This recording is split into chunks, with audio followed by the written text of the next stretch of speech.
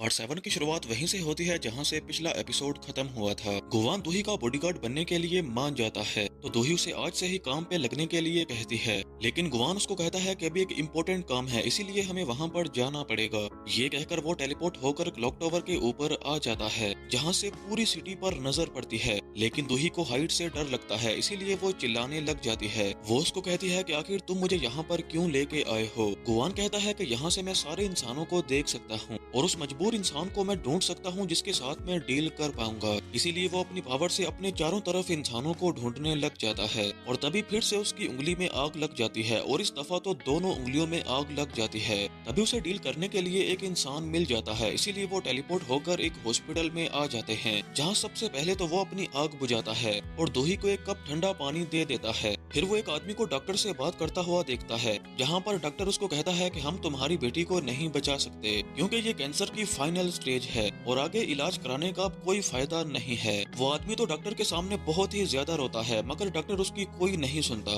इसके बाद गुवान दूही को लेकर उस बच्ची के रूम में जाता है जहाँ उसकी मॉम उसके लिए काफी सैड होती है और गॉड से प्रे कर रही थी कि मेरी बेटी को ठीक कर दें। गुवान अंदर आ जाता है और कहता है कि मैं आपकी विश पूरी कर सकता हूँ। बच्ची की मॉम पूछती है कि तुम कौन हो और यहाँ पर क्यों आए हो। गुवान उनको बता देता है कि मैं एक डीमन हूँ और मैं आपकी ये विश पूरी कर सकता हूँ। इसके लिए तुम्हें मेरे साथ एक डील साइन करनी पड़ेगी जिसके बाद तुम्हारी बेटी बिल्कुल ठीक हो जाएगी। बच्ची की मॉम को बिलीव नहीं होता इसीलिए वो उसको बाहर जाने के लिए कहती है, लेकिन तभी उनकी बच्ची की हालत और भी ज्यादा बिगड़ जाती है। गुवान दूही का हाथ पकड़ता है और उसकी मॉम को कहता है कि आपके पास ये आखिरी मौका है। बच्ची की तबीयत बिगड़ रही थी तभी गुवान चुटकी मारता है जिससे वो बच्ची शांत हो जाती है और ये देखकर बच्ची की मॉम तो हैरान हो जाती है। गुवान अपने मैजिक से वो कॉन्ट्रैक्ट पेपर ले आता है और कहता है कि आपको ये साइन करना होगा, इसके बाद आपकी बच्ची बिल्कुल ठीक हो जाएगी। कॉन्ट्रैक्ट ये है कि 10 साल बाद तुम्हारी मौत हो जाएगी और तुम्हारी आत्मा को हेल में जाना पड़ेगा। मेरे पास ज्यादा टाइम नहीं है इसीलिए जल्दी से डिसाइड करो। दूही गुवान को कहती है कि तुम उनको फोर्स नहीं कर सकते, उनको कम से कम सोचने का टाइम तो दो। गुवान कहता है कि तुम प्लीज चुप रहो, मेरे पास बिल्कुल भी टाइम नहीं है। तभी उसकी उंगलियों में फिर से आग लग जाती है और दूही कहती है कि मुझे समझ आ गई कि तुम ये सब अपने फायदे के लिए कर रहे हो। तभी उस बच्ची की मॉम कहती है कि मैं साइन करने के लिए तैयार हूँ, बस मेरी बेटी को बचा लो। वो साइन कर देती है और गुवान उनकी बेटी को ठीक कर देता है और बाहर आकर सोचने लगता है कि मुझे इतनी जल्दी क्यों आग लग रही थी। मगर दूही तो गुवान के इस काम से बिल्कुल भी खुश नहीं लग रही थी। इसके बाद गुवान कहता है कि मुझे बताओ कि हम अच्छा सा केक कहाँ पर खा सकते हैं, क्योंकि वो कोई भी डील करने के बाद अपना केक खाता है। दूही उसको कहती है कि तुम अपने आप को जलने से बचाने के लिए इंसानों की मजबूरियों का फायदा उठाकर उनसे डील साइन करवाते हो और अगर तुम डील नहीं कर पाए तो आग तुम्हें जला देगी। गुवान कहता है कि यही मेरा काम है क्योंकि मैं अपने आप को जलाकर राख नहीं करना चाहता। दूही कहती है कि तुम अपने आप को बचाने के लिए दूसरों की लाइफ के साथ खेलते हो, क्या तुम्हें ये मजाक लग रहा है। गुवान कहता है कि दुनिया में कोई भी चीज फ्री नहीं मिलती और मैं तो उल्टा इंसानों की हेल्प ही करता हूँ, इसकी कीमत उनको चुकानी तो पड़ेगी। इस पर दूही कहती है कि तुम सच में शैतान हो, इंसानों की मजबूरियों का फायदा उठाकर खुद फायदा लेते हो। गुवान कहता है पर मैंने तो उस बच्ची की जान बचाई, क्या तुमने देखा नहीं। इस पर दूही कहती है कि जब उस बच्ची को पता चलेगा कि वो जिंदा है अपनी मोम की कुर्बानी की वजह से, तब वो अपनी पूरी लाइफ कितना गिल्टी फील करेगी। गुवान कहता है कि ये सब बकवास बातें बंद करो, चलो आओ केक खाने चलते हैं। लेकिन दूही तो उसको इग्नोर करके वहाँ से जाने लगती है तो गुवान कहता है तो ठीक है, मैं तुम्हारे ऑफिस ही आ जाता हूँ। दूही उसको कहती है कि अब मुझे तुम्हारी जरूरत नहीं है और ना ही आज से तुम मेरे बॉडीगार्ड हो, तुम जैसे डेविल को मैं अपने आसपास भी नहीं देखना चाहती। और ये कहकर वो वहाँ से चली जाती है। तभी गुवान कहता है कि मैं तो कुछ भी नहीं, इंसान तो मुझसे भी ज्यादा हरामी होते हैं, जब किसी मुसीबत में पड़ोगी तब तुम्हें मेरा एहसास होगा। इसके बाद सीन कट होता है और हम मैडम जू को देखते हैं जो कि उसी हैंड ग्लव्स वाले बंदे को देख रही होती हैं कि तुमने अपने बुरे काम को अंजाम देने के लिए एक जान ले ली, जो तुमने किया इसके लिए तुम्हें सजा तो मिलने ही चाहिए। ये सुनकर वो ग्लव्स वाला बंदा वहाँ से जाने लगता है, लेकिन वो मैडम जू की तरफ देखकर बहुत ही ज्यादा गुस्से में लग रहा था। यहाँ भी हमें उसका फेस नहीं दिखाया जाता। इधर गुवान तो बड़े मजे से केक खा रहा था नई डील मिलने की खुशी में। तभी पार कहता है कि आपने जो कंडीशन बताई थी दूही के हाथ से अपना वो टैटू वापस लेने के लिए, वो मैंने पता कर ली है। उस टाइम रात के 12:30 बजे थे। समंदर के पानी का टेम्परेचर था 15.8 सेल्सियस और एक प्रॉब्लम है, वो रात फुल मून नाइट थी, यानी वो रात अब 29 दिन बाद आएगी, इसीलिए अब आपको 28 दिन का वेट करना पड़ेगा। गुवान कहता है कि ये तो बहुत ही ज्यादा देर हो जाएगी, दूही ने तो मुझे अपना बॉडीगार्ड बॉडीगार्ड रखने से भी मना कर दिया है। मैं लोगों की विश पूरी कर रहा हूँ और वो उल्टा मुझे ही गलत बता रही है। गुवान के जाने के बाद दूही काफी चुप सी रहने लगती है और वो अपने आप को खुद ही प्रोटेक्ट करने का फैसला करती है। मिस सिन कहती है कि कल आपके लिए एक बॉडीगार्ड भी आ जाएगा।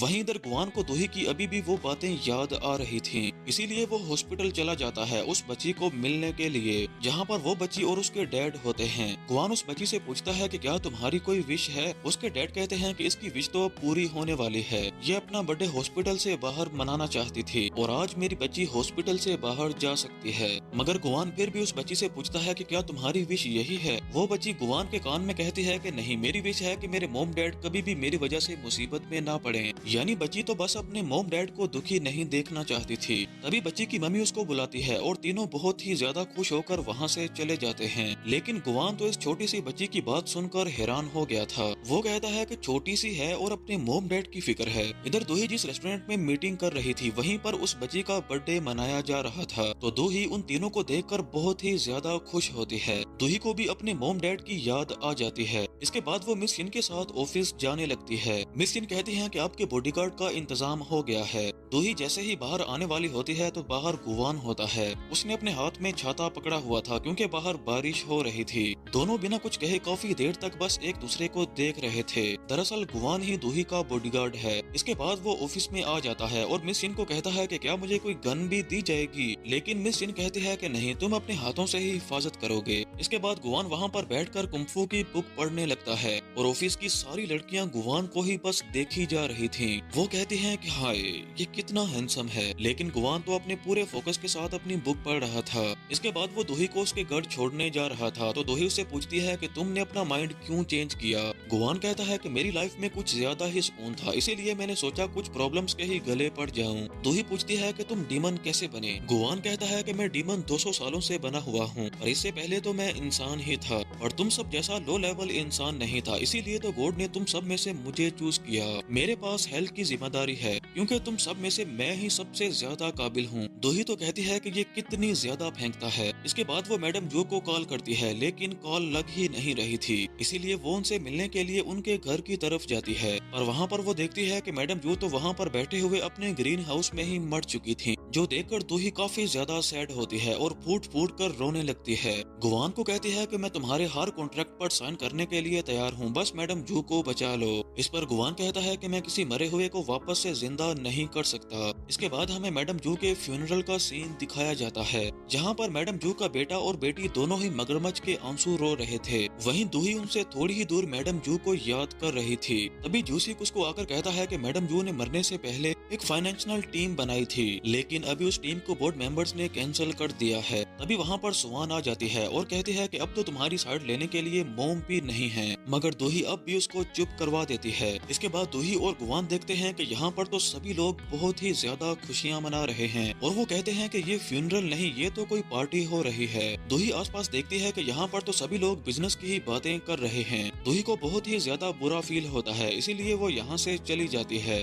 वहीं इस पार्टी में हम उस किलर को भी देखते हैं जो दूही पर नजर रखे हुए था। इसके बाद वो घर के सीसीटीवी कंट्रोल रूम में घुस जाता है। दूही अपसेट होकर मैडम जो के ग्रीन रूम में आती है, यहाँ वो उनको याद कर रही थी। तभी यहाँ पर नोसु का बेटा म्योंग आ जाता है जो यहाँ पर सिगरेट जलाने वाला था। दूही उसको मना करती है क्योंकि मैडम जो को सिगरेट की बदबू बिल्कुल भी पसंद नहीं थी, लेकिन म्योंग कहता है कि बुड्ढी तो मर चुकी है और अब ये सब कुछ मेरे डैड का है। ये सुनकर दूही उसकी सिगरेट को फेंक देती है, मगर म्योंग कहता है कि आज मैं तुम्हें माफ कर रहा हूँ क्योंकि आज बहुत ही खुशी का दिन है, मगर अगली दफा ऐसा कुछ भी करने का सोचना भी मत। तभी वहाँ पर गुवान आ जाता है। म्योंग कहता है कि अबे तू कौन है, देखकर तो बॉडीगार्ड लग रहा है। गुवान कहता है कि अबे डफर, मैं दूही के लिए कुछ ऐसा हूँ जो उससे दूर नहीं हो सकता। म्योंग कहता है कि हाँ मैं समझ गया, तू भी इसकी तरह सड़क छाप है। इसके बाद वो वहाँ से जाने लगता है। तभी गुवान जल्दी से दूही का हाथ पकड़ के अपनी पावर से म्योंग को दरवाजे से मारता है और ये देखकर दूही बहुत खुश होती है और कहती है कि अच्छा किया, इसको और मारो।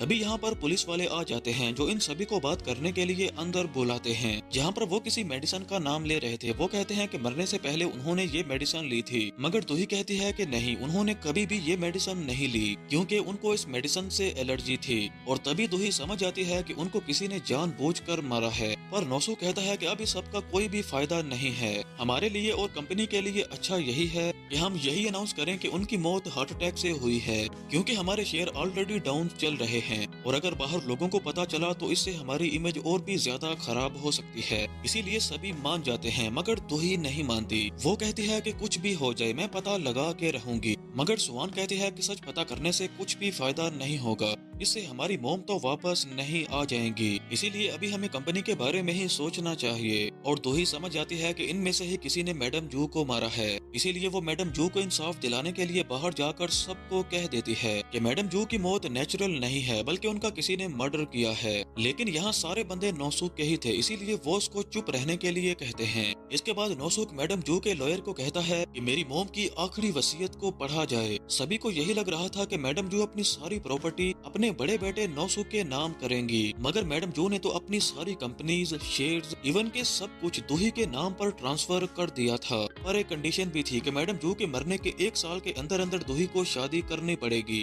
तभी उसे ये सब कुछ मिलेगा, वरना ये सब कुछ वेलफेयर फंड में चला जाएगा। ये सुनकर सभी लोग शॉक हो जाते हैं, स्पेशली नौसूख और सुवान। सुवान तो पागलों की तरह रिएक्ट करने लग जाती है, मगर दूही को इस सब की कोई फिक्र नहीं थी। वो मैडम जू की फोटो को देखकर कहती है कि आपको जिसने भी मारा है मैं उसको छोड़ूंगी नहीं। ये बोलकर वो गुआन के पास जाती है और उसे कहती है कि मुझसे शादी करो, और ये बोलकर वो मैडम जू का दिया हुआ एक रिंग निकालती है और गुआन की तरफ बढ़ाती है। गुआन बेचारा तो खुद परेशान होता है कि ये क्या हो गया, और इसी के साथ ही ये एपिसोड खत्म होता है। कहानी आगे बहुत ही ज्यादा इंटरेस्टिंग होने वाली है। मिलते हैं बहुत जल्द।